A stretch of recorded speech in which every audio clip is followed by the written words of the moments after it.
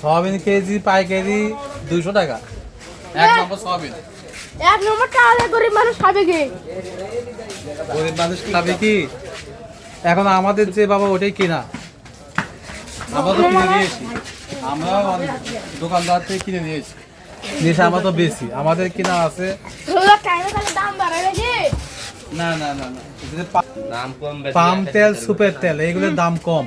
আর যেটা এক নম্বর সয়াবিন, এটা কোয়ালিটি ভালো, স্পেশাল কোয়ালিটি, এটার দাম একটু বেশি।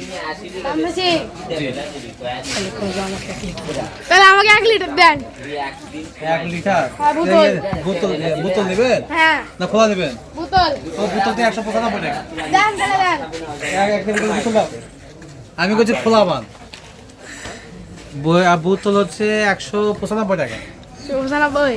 জি, এটা ফ্রেশ তেল, ফ্রেশ 195।